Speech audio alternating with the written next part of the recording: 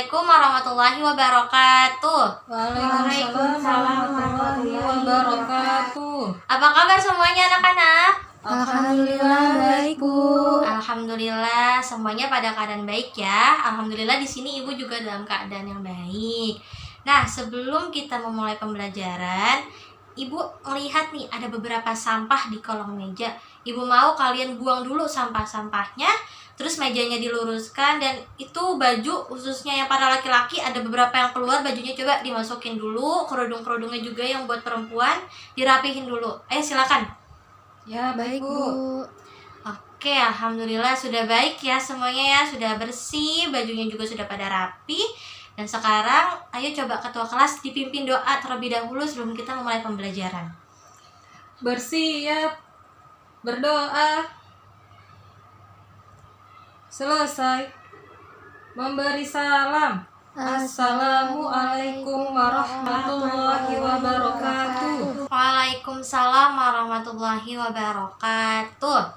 Oke, alhamdulillah setelah berdoa semoga pembelajaran kita hari ini bisa berlaksana dengan baik dan bisa mendapatkan hikmahnya. Oke, di sini Ibu lihat semuanya hadir ya? Atau ada yang nggak masuk? Ada, Bu, yang gak masuk. Siapa? Febri, Bu. Kenapa?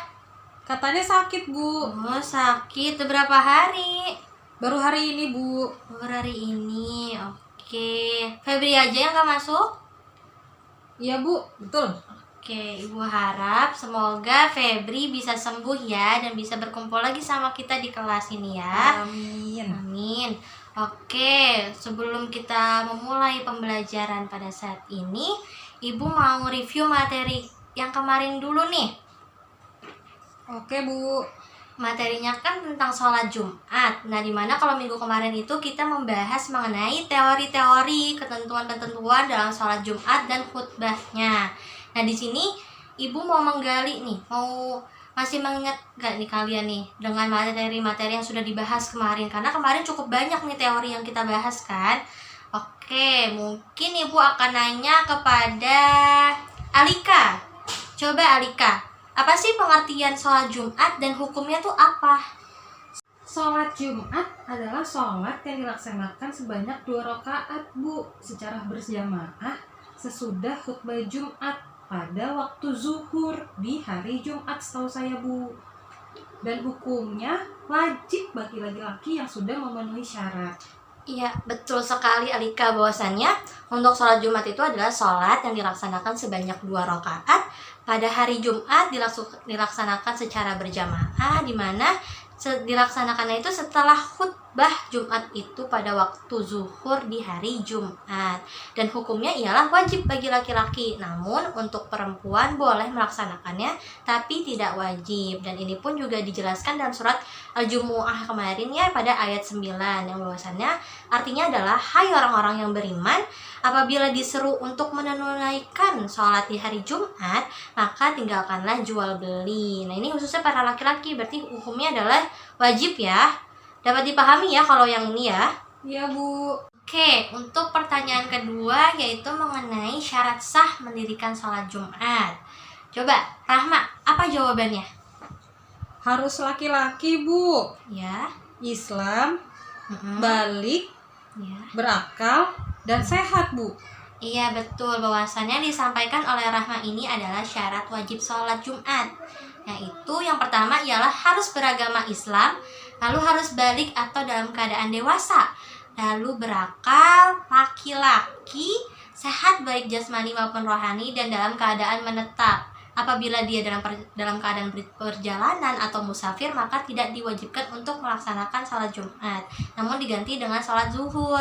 Nah, Rahma tidak menyampaikan syarat sahnya nih. Kalau untuk syarat sahnya Ibu akan ulangin lagi ya, agar kalian bisa makin mengingatnya nih. Kalau dalam syarat sahnya ini ialah bahwasannya sholat Jumat harus dilaksanakan di tempat yang telah dijadikan tempat bermukim dimukim oleh penduduknya, baik di desa ataupun di perkotaan. Jadi sholat Jumat apabila di desa tersebut ada suatu masjid atau musola, maka bisa digunakan untuk pelaksanaan sholat Jumat. Lalu yang kedua, sholat Jumat ini harus dilaksanakan secara berjamaah, tidak bisa dilaksanakan dalam keadaan sendiri ataupun munfarid. Lalu sholat Jumat ini dilaksanakan pada waktu zuhur di hari Jumat tadi ya. Dan minimal yang melaksanakan sholat Jumat ini menurut beberapa ulama memang banyak perbedaan, namun yang paling banyak diambil ialah minimal 40 orang. Dan sholat Jumat ini didahului oleh 2 khutbah. Walaupun di Indonesia memang ada beberapa yang melaksanakan dengan 1 kali khutbah saja. Dapat dipahami ya? Iya Bu. Oke, lanjut. Ibu mau nanya ke Rasya. Rasya, coba dong sebutin apa aja sih perbuatan sunnah yang berkaitan dengan sholat Jumat? Perbuatan sunnah ya Bu? Iya. Dia wajib mandi dulu Bu sebelum pergi ke masjid. Iya. Lalu pakai pakaian yang bagus dan disunahkan warnanya putih Bu. Memakai wangi-wangian, memotong kuku, menggunting kumis, dan menyisir rambut. Oke, benar ya, bahwasannya beberapa sunnah yang sudah disampaikan Rasya itu benar, bahwasannya ketika hendak melaksanakan sholat Jumat nih, khususnya para laki-laki, maka harus mandi terlebih dahulu, membersihkan tubuh, lalu memakai pakaian yang bagus dan disunahkan memang berwarna putih, lalu memakai wangi-wangian walaupun tidak boleh secara berlebihan, lalu memotong kuku atau menggunting kumis, mungkin yang udah ada nih kumisnya boleh digunting terlebih dahulu, lalu menyisir rambutnya dengan rapi. Selain itu, kita harus menyegerakan pergi ke masjid untuk melaksanakan sholat Jumat. Lalu sebisa mungkin melaksanakan sholat sunnah tahiyatul masjid terlebih dahulu, membaca Al-Quran atau berzikir dan memperbanyak sholawat. Terima kasih Rasya atas jawabannya ya. Ya Bu. Oke, lanjut. Mengenai halangan apa saja sih yang yang bisa dijumpai dalam melaksanakan sholat Jumat ini? Alisa coba bisa dijawab halangan apa saja dalam melaksanakan sholat Jumat itu? Setahu saya Bu, kalau kita lagi sakit, Iya. terus hujannya ada hujan lebat Bu, angin kencang atau Iya. bencana alam. Iya. Lalu kalau kita lagi dalam perjalanan Bu, namanya kalau nggak salah musafir ya Bu. Iya betul, bahwasannya dalam pelaksanaan sholat Jumat ini memang tidak bisa kita laksanakan terus ya, karena mungkin ada beberapa halangan-halangan yang kita alami. Misalnya kita sedang dalam keadaan sakit sehingga kita tidak bisa melaksanakan sholat Jumat, maka itu tidak apa-apa. Lalu misalnya sedang terjadi hujan lebat yang sampai kita tidak bisa berangkat untuk ke masjid, atau memang sedang terjadi bencana alam, atau dalam keadaan musafir seperti tadi. Jika dalam keadaan musafir maka tidak diwajibkan untuk melaksanakan sholat Jumat. Baik, untuk pertanyaan terakhir nih, untuk mengingat materi yang kemarin, coba Zahra, ibu mau nanya, apa aja sih syarat dan rukun dalam khutbah Jumat itu yang kamu ingat? Coba. Saya coba ya Bu. Iya.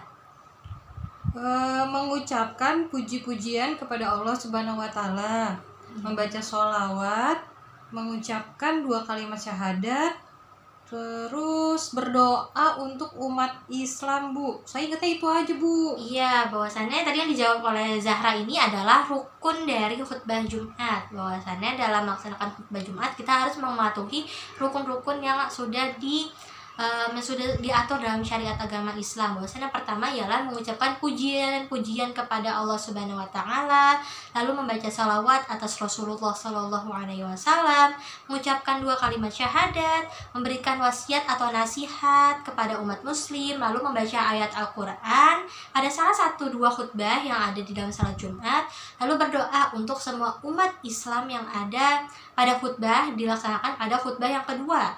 Lalu sedangkan syarat khutbah Jumatnya ada beberapa nih. Yang pertama, khutbah Jumat ini harus dilaksanakan tepat siang hari saat matahari tinggi dan mulai bergerak condong ke arah barat. Lalu khutbah Jumat juga dilaksanakan pada keadaan berdiri jika kita mampu, namun jika tidak boleh dalam keadaan duduk.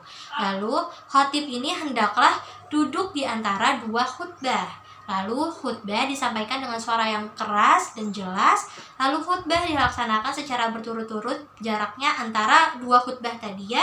Lalu khatib harus suci dari hadas dan dari najis, dan khotib sangat-sangat perlu untuk menutup auratnya. Dapat dipahami semuanya? Iya Bu. Alhamdulillah.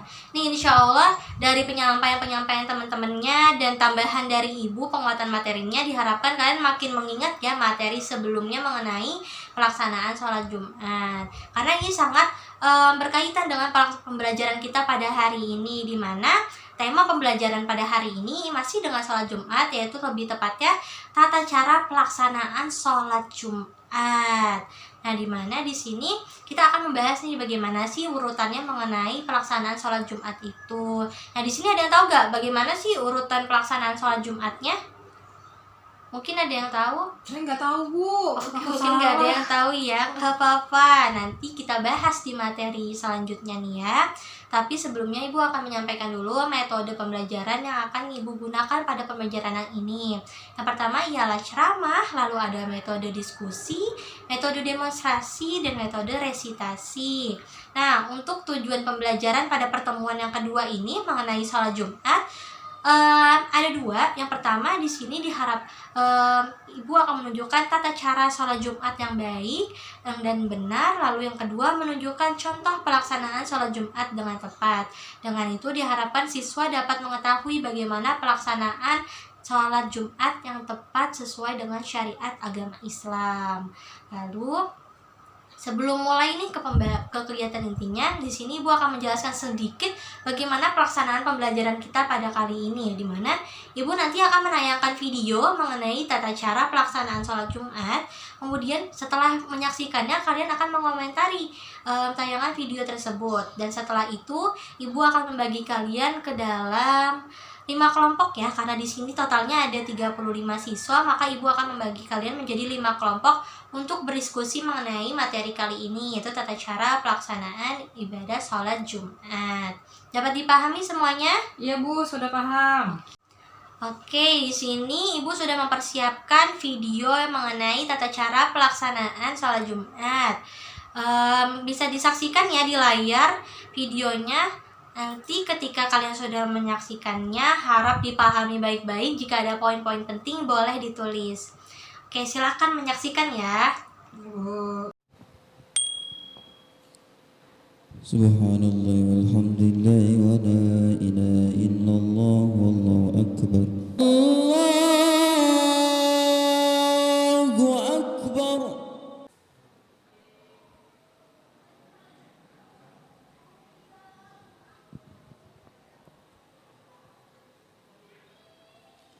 يا معاشر المسلمين وزمرة المؤمنين رحمكم الله. روي عن أبي هريرة رضي الله عنه أنه قال قال رسول الله صلى الله عليه وسلم إذا قلت لصاحبك يوم الجمعة أنصت والإمام يخطب فقد لغوت أنصتوا واسمعوا وأطيعوا رحمكم الله. أنصتوا واسمعوا وأطيعوا رحمكم الله. أنصتوا واسمعوا وأطيعوا لعلكم ترحمون. اللهم صل على محمد. اللهم صل على سيدنا محمد. اللهم صل وسلم على سيدنا محمد وعلى آل سيدنا محمد. اللهم قو الإسلام من المسلمين والمسلمات والمؤمنين والمؤمنات وانصر على معاني الدين. يا رب اختم لنا منك بالخير ويا خير الناصرين برحمتك يا أرحم الراحمين. Assalamualaikum warahmatullahi wabarakatuh. Allahu Akbar.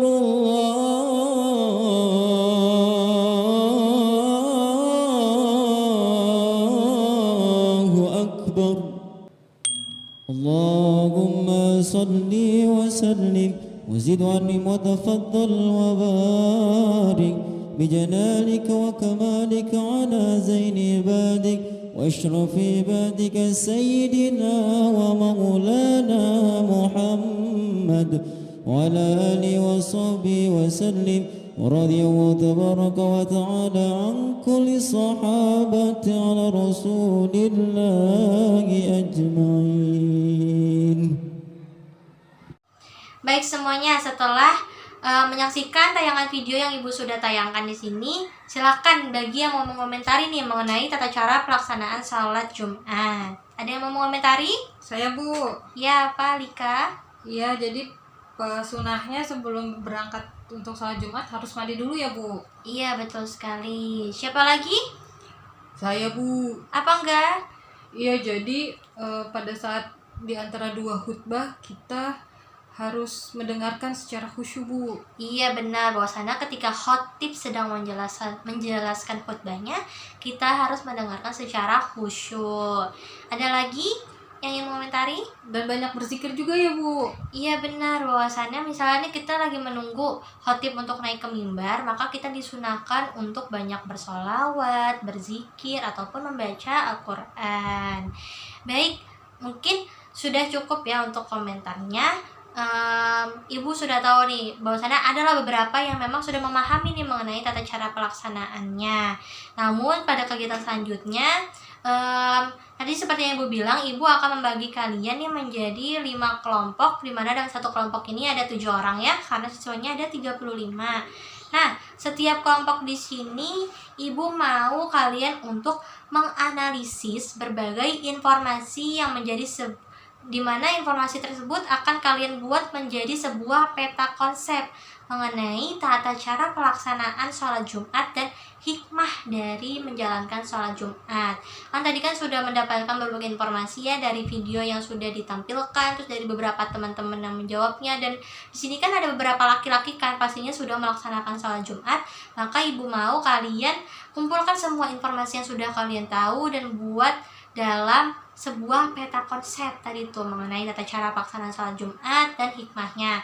Peta konsepnya boleh dibikin 2, boleh tata cara pelaksanaan 1 dan hikmahnya 1, atau boleh digabung juga, silakan. Itu terserah kelompok masing-masing.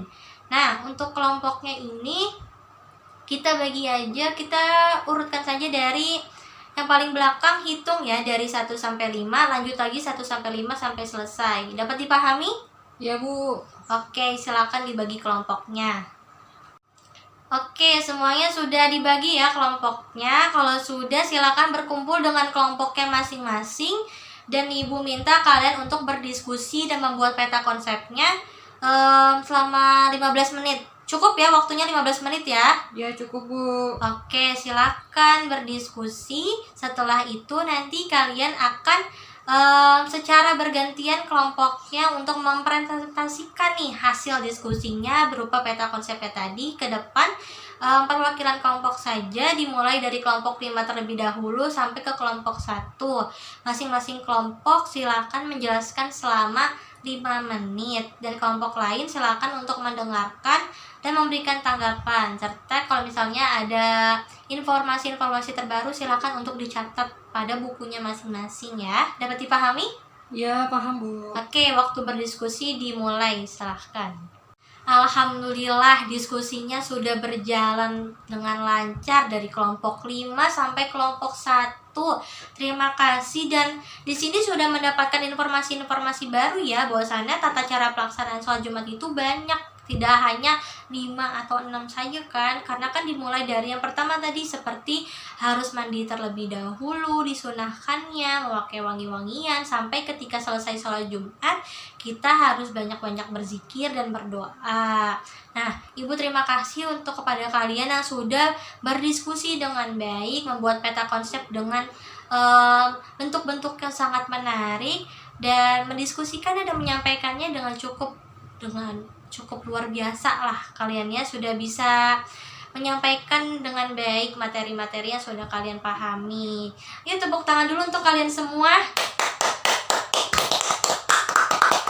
Oke, selanjutnya dari penyampaian yang sudah kalian sampaikan, di sini Ibu akan menyimpulkan atau menyampaikan lebih jelasnya lagi nih mengenai bagaimana sih tata cara pelaksanaan sholat Jumat yang benar sesuai dengan syariat.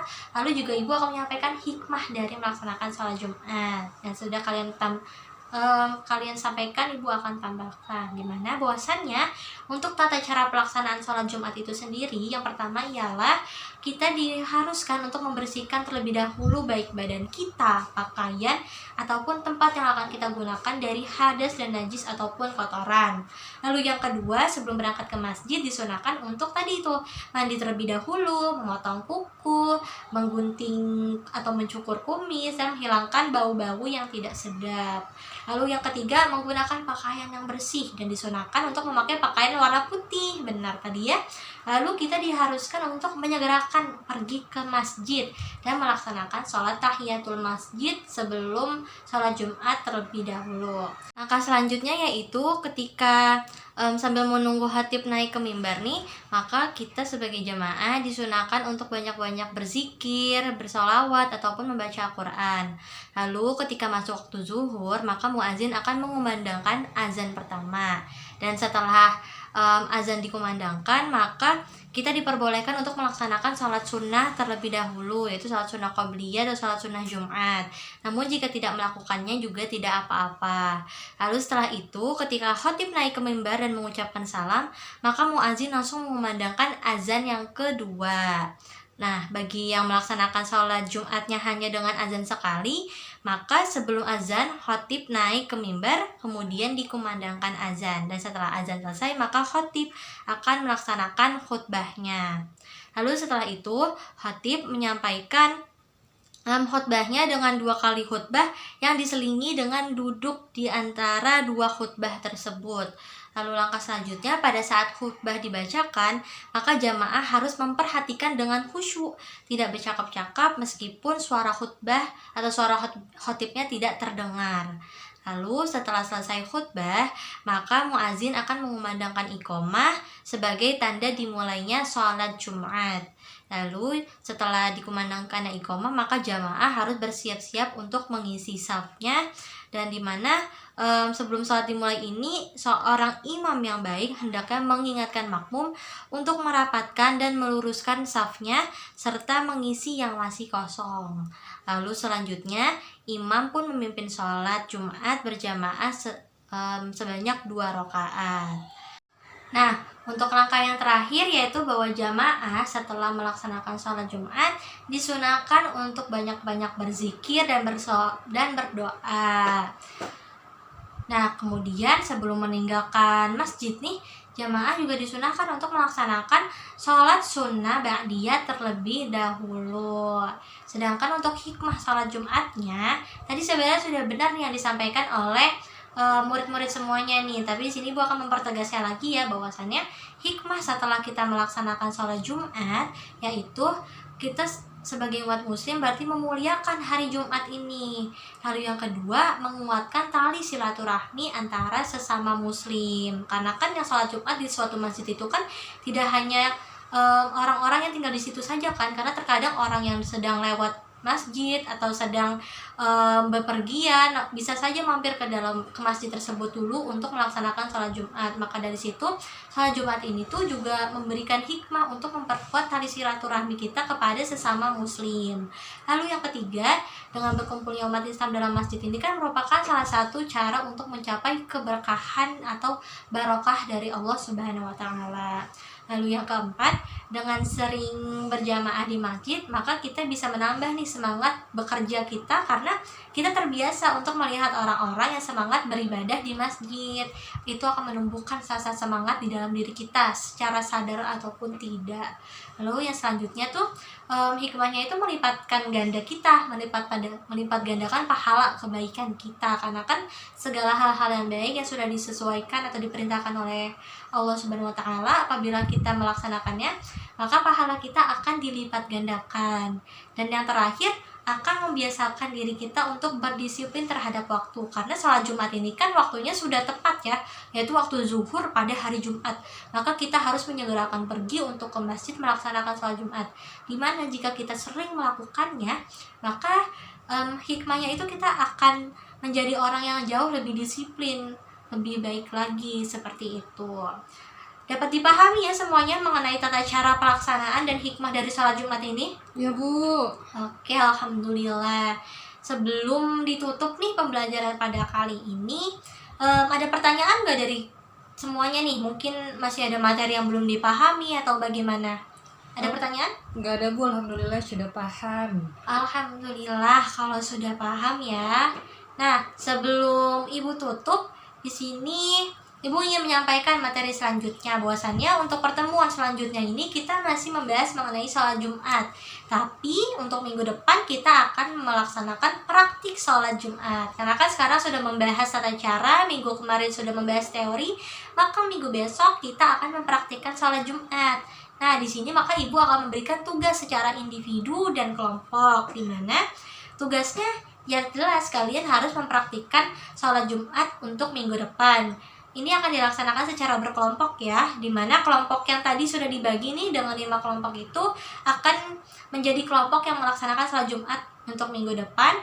Lalu dimana dalam satu kelompok ini harus ada imam, harus ada muazin, harus ada khatib, dan sisanya menjadi makmum. Nah, kemudian selain menghafalkan tugasnya masing-masing, di mana imam akan menghafalkan nih tugasnya bagaimana menjadi imam yang baik, apa saja yang akan dibacanya. Lalu muazin juga harus berlatih untuk membacakan azan dan iqamatnya. Lalu untuk khatib di sini silakan kalian menyiapkan khutbahnya masing-masing, dan di setiap kelompok khutbahnya ini harus berbeda-beda ya temanya. Maka dari itu Ibu minta kepada ketua kelas untuk mengatur setiap kelompok agar tema khutbahnya tidak sama. Nah, kemudian untuk pelaksanaannya nih, untuk praktiknya minggu depan kalian akan melaksanakan maksimal 13 menit, dan untuk khutbahnya sendiri untuk yang menjadi khatib nanti maka maksimal waktunya 3 menit. Oke, dapat dipahami tugasnya? Dapat dipahami tugasnya? Ya Bu, paham. Oke, Bu harap paham, dan Ibu minta kalian untuk mempersiapkannya masing-masing, baik yang menjadi khatib, menjadi imam, muazin ataupun makmum sekalipun juga harus mempersiapkannya minggu depan, sehingga nanti pas praktiknya nggak bingung-bingung lagi ya. Oke, sebelum pembelajaran ditutup, mari kita membaca doa kafaratul majelis terlebih dahulu. Subhanakallahumma wa bihamdika asyhadu an la ilaha illa anta astaghfiruka wa atubu ilaik. Terima kasih, mohon maaf apabila terdapat kesalahan dari pembicaraan Ibu ataupun sikap Ibu. Mohon maaf. Wassalamualaikum warahmatullahi wabarakatuh. Waalaikumsalam warahmatullahi wabarakatuh.